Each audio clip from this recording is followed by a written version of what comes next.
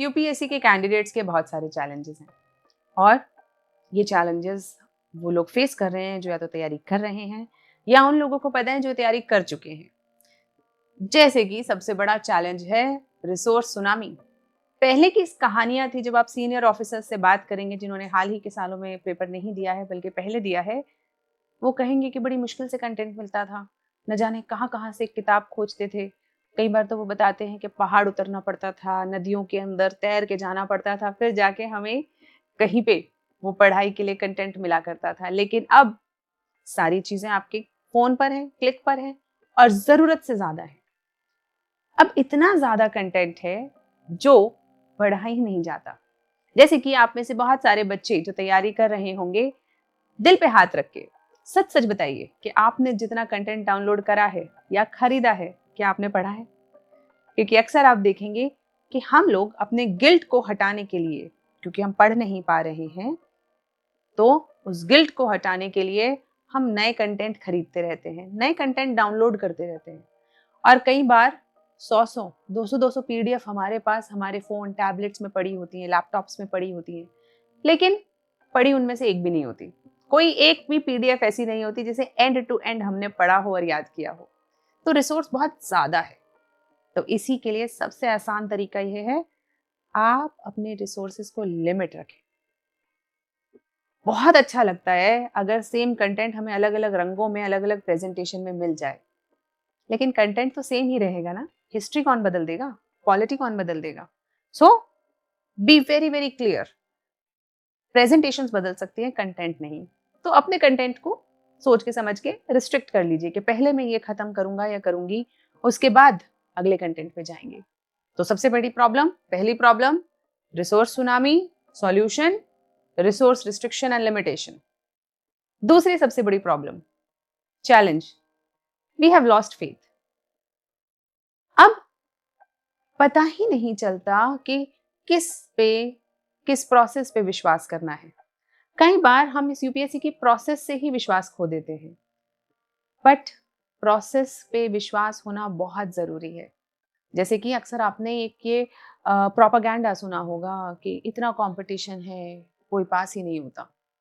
अगर ऐसा होता तो हर साल लगभग 1000 बच्चा तो सिलेक्ट होता ही है, और जो सिविल सर्विसेज की तैयारी कर रहा होता है उसमें से भी बहुत सारा बच्चा CAPF, CDS, banking PO, RBI, अलग अलग एग्जाम्स को देके, पीसीएस इतना बड़ा एग्जाम का जो प्लेटफॉर्म है उन पे एग्जाम्स देके पास होता है। तो ऐसा नहीं है कि पास नहीं होते लोग। जो मेहनत करते हैं, सही दिशा में रहते हैं, वो पास करते हैं। देन दुनिया में हर चीज के लिए हमें विश्वास की जरूरत होती है। हर चीज के लिए हमें ये बात समझनी पड़ेगी। विश्वास है, इसीलिए आप रोज रात को ये सोच के सोते हो कि कल हम उठेंगे और अपने दिन को प्लान करते हो।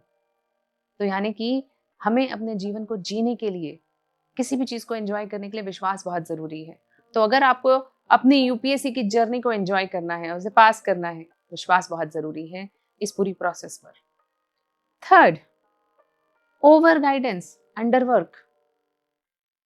बहुत सारे बच्चे गाइडेंस लेते रहते हैं सिर्फ।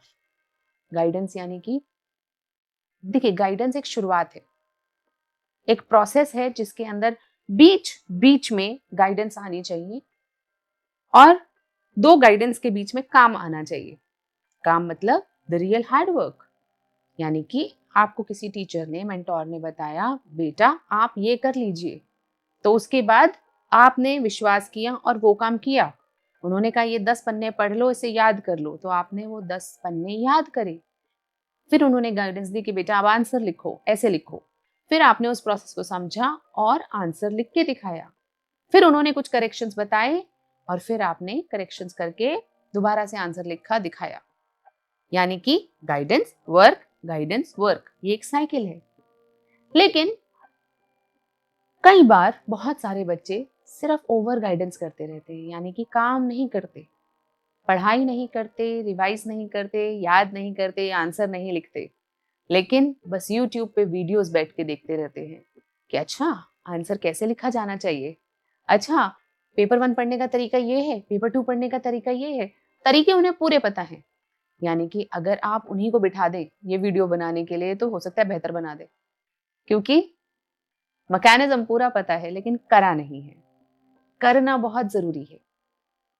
गाइडेंस एक स्टार्टिंग पॉइंट है, एक फैक्टर है, लेकिन उसके बाद जो चीज आपको सक्सेसफुल बनाती है वो ये नहीं कि आपने ड्राइविंग में कितने मैनुअल पढ़ लिए, बल्कि जब आप ड्राइव करते हैं, यानी कि जब आप वो काम करते हैं, तो देखिए, जानिए, लेकिन उसके बाद काम भी करिए।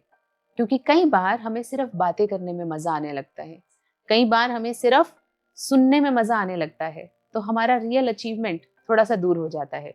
सो beware of over guidance and start working. We have to work. काम करना बहुत जरूरी है। चौथी चीज जो हमारे लिए बहुत ही ज्यादा इंपॉर्टेंट है, दैट इज टाइम मैनेजमेंट। बहुत सारे कैंडिडेट्स टाइम को मैनेज ही नहीं कर पाते हैं, यानी कि वो प्रायोरिटाइज नहीं कर पाते हैं कि किस एक्टिविटी को कितना समय मिलना चाहिए। कभी किसी चीज के ऊपर बहुत समय लगा देते हैं, चाहे वो इतना इंपॉर्टेंट हो या ना हो, चाहे वो टॉपिक से क्वेश्चंस आए या ना आए। कई बार उस टॉपिक को बिल्कुल छूते ही नहीं, या बिल्कुल शैलो तरीके से निकल जाते हैं जिसपे क्वेश्चंस आते हैं। सो time management and prioritisation very important. Fifth very important thing, that is a challenge that most candidates approach this exam with emotions मतलब वो एक इमोशनल अंडरस्टैंडिंग से इस एग्जाम को अप्रोच करने लगते हैं। वो इस तरीके से एग्जाम को सोचने लगते हैं कि मेरे को इसी बार में निकालना है, अगर मैंने नहीं निकाला तो ये हो जाएगा, मेरे पेरेंट्स मुझे अगला चांस नहीं देंगे, उन्होंने इतनी तकलीफों से मुझे यहाँ पे भेजा है। लेकिन ये सारी बातें सही हैं, सोचना भी चाहिए एक अच्छे जिम्मेदार बच्चे होने के कारण, लेकिन ये सब सोचने से आपका एग्जाम नहीं निकलता। तो इनको सोचना है, उसके बाद रुक जाना है, फिर हमें एग्जाम की प्रोसेस में घुसना है, वहां पे काम करना है। Objectivity and clarity are very important. अक्सर क्या होता है कि इमोशंस, ओवर थिंकिंग, ब्रेकडाउन्स और ये सारी चीजें जो हमारे साथ होती हैं, उसके साइकिल में बच्चे ऐसे फंस जाते हैं कि जो रियल एग्जाम के लिए काम करना है, जो ऑब्जेक्टिविटी क्लैरिटी चाहिए, वो मिस हो जाती है। Very important thing, don't miss the objectivity and clarity. क्योंकि हम चाहे कितना चाहें, कितनी हम बातें करें कि हमारे साथ क्या क्या परेशानियां, क्या क्या ये सब रहा, यूपीएससी के पास तो हमारी आंसर शीट और ओएमआर शीट जाएगी। हमें अपनी ओएमआर शीट और आंसर शीट को अच्छे से भरना है, यानी कि जो सही एमसीक्यूज हम कर रहे हैं उनको मार्क करना है, और अच्छे से अपनी कॉपी को लिखना है, content wise, articulation wise, flow wise, writing wise, logic wise, हर तरीके से, तब मार्क्स मिलेंगे। It is as simple as that.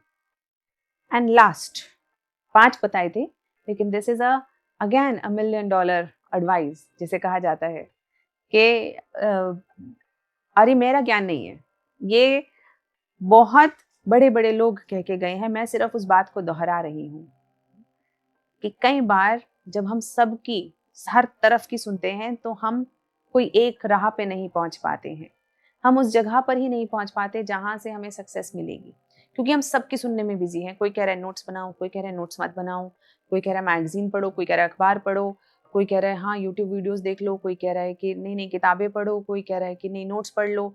तो इतनी सारी एडवाइसेस हैं, कोई कह रहा है कोचिंग कर लो, कोई कह रहा है नहीं करो, कोई कह रहा है मेंटोर की जरूरत है, हजारों एडवाइसेस हैं, और हम उस एडवाइसेस में खो जाते हैं, कंफ्यूज हो जाते हैं, दिशाहीन हो जाते हैं। तो इसीलिए हरिवंश राय बच्चन जी की एक कविता है मधुशाला, उसका एक बहुत सुंदर पैराग्राफ है जो मुझे बहुत अच्छा लगता है, वो मैं आपको बताऊंगी आज। हरिवंश राय जी बच्चन ये बोलते हैं कि किस पथ में जाऊं, किस पथ में जाऊं, असमंजस में है वह भोला भाला, असमंजस में है वह भोला भाला, अलग अलग पथ बतलाते सब, अलग अलग पथ बतलाते सब, पर मैं ये बतलाता हूँ, राह पकड़ तू एक चला चल, पा जाएगा मधुशाला। सब अलग अलग रास्ते बता रहे हैं, लेकिन सच ये है कि एक राह पकड़ लो और उस पर चल पड़ो, आपको आपकी मंजिल मिल जाएगी। बहुत शुभकामनाएं आपको आपकी मंजिल के लिए।